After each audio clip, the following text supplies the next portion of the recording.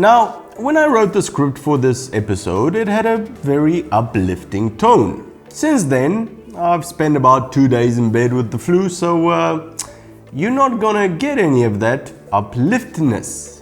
And before you run over to the comment section and start making stupid jokes about Corona, it's not that. I'm not allowed to drink beer anymore. My doctor won't let me. Stupid joke, Dave. Stupid joke. It's like you're unevolving.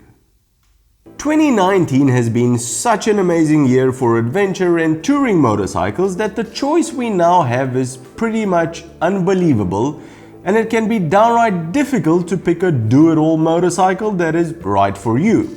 So today we are going to go through what I reckon are the top 8 adventure or touring motorcycle, let's be serious, they'll mostly be adventure, which should satisfy pretty much any sort of trip you have planned, whether that's around the world or around the block. Let's start.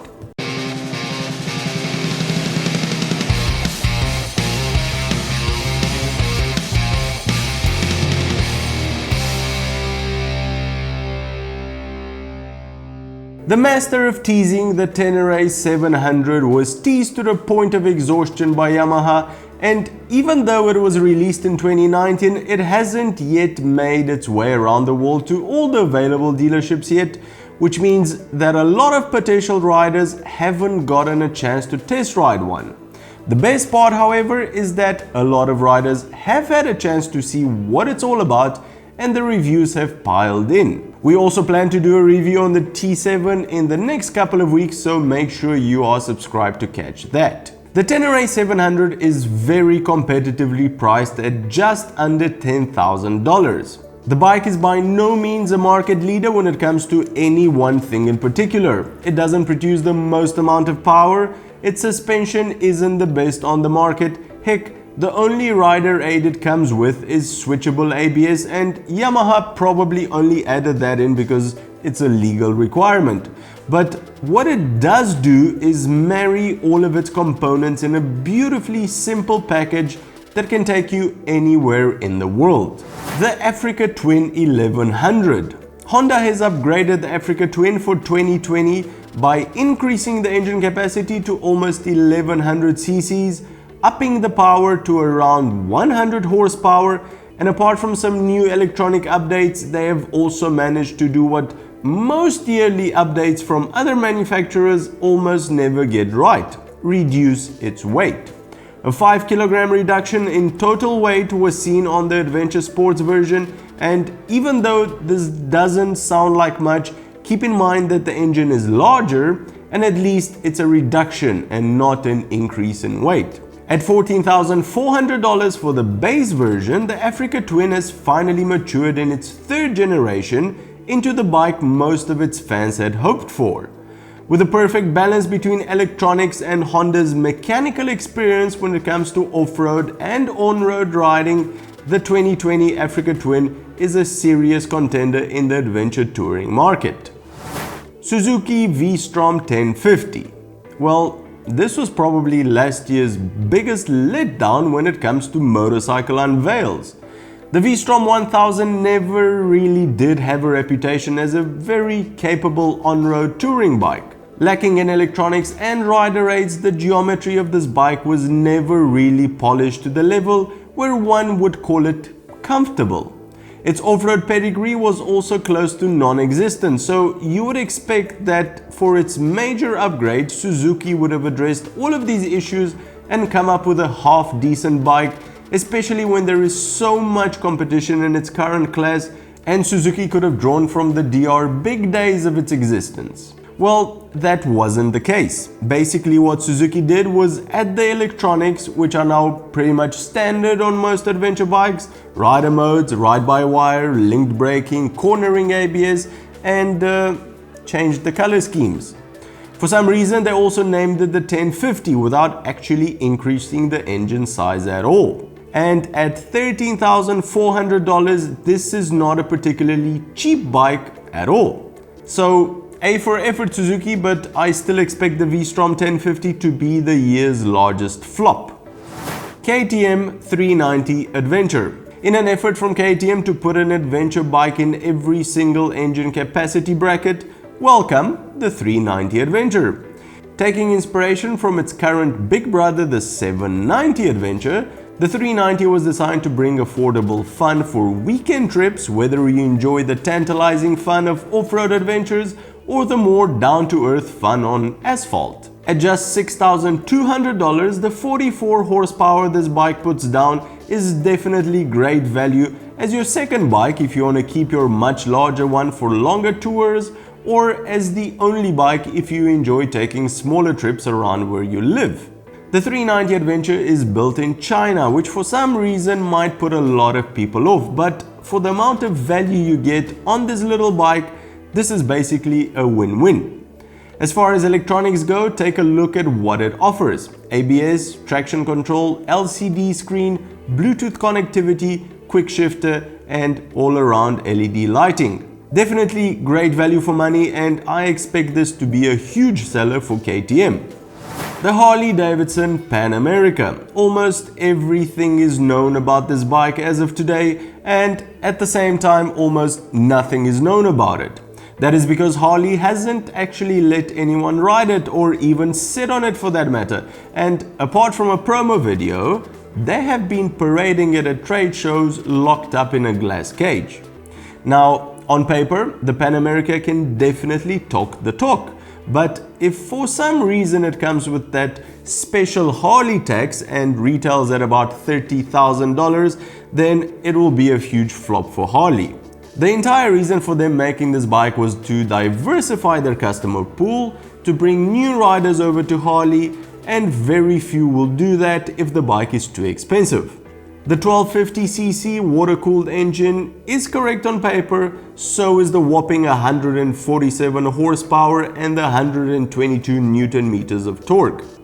Brakes are Brembo, suspension is top-notch, and the tires are tubeless. Harley seems to theoretically have thought everything very thoroughly and made the right decisions. However, if this is a success or a flop is decisively only up to them, since when you enter a market with this much choice, for most people, price will be a deciding factor. Rumored to come out this year sometime, I for one cannot wait to take it for a spin. The BMW F900 XR. This is a newcomer from BMW for this year, the baby brother of the much beloved sports touring S1000 XR. The twin-cylinder F900 XR manages to put down 105 horsepower at a very sporty 8,500 RPM, and while its engine was taken out of BMW's 850 GS, it has been made larger and tuned for comfort over distance and touring. The Germans wanted a slice of the pie when it came to sport mid-size touring bikes, and that was a market segment where Yamaha seemed to reign supreme with its Tracer 900. The Germans have, it seems, succeeded in creating something special here. Even though the chassis as well comes from the 850 GS, the 900 XR seems to have created a personality of its own. Packed with electronics and creature comforts such as special cornering lights, the 900 XR is described as an outstanding package, offering an incredibly accessible ride whether you're commuting or you're touring. At a recommended retail price of $11,700, this is surely going to be a win for BMW. The Triumph Tiger 900. Expected to come out in March of this year, the British really have tried their best to make this the greatest mid-weight adventure bike they could, and it seems they have succeeded. The 94 horsepower the engine puts out is delivered much lower in the rev range compared to the older Tiger 800, giving the bike more meaningful mid-range punch. They have also complicated things way too much. No surprise here, Dave. So what plans do you guys have tomorrow? It's just the British that I'm asking. You're gonna wake up, you're gonna have some tea, and then you're gonna pack your bags and leave. That's what you're gonna do. Leave the EU. Anyway, the new Tiger comes available in 5 different versions, so you can decide if you're more comfortable on off-road and if you want more off-road dedicated equipment, or if you want to keep everything more comfortable for longer touring rides. The riding position has also become more comfortable thanks to the redesigned seat, and the closer handlebars, and there is now more choice when it comes to ride adjustments. No stranger to electronics, the Tiger 900 comes packed with all the bells and whistles you could want on a longer touring ride or a shorter off-road adventure.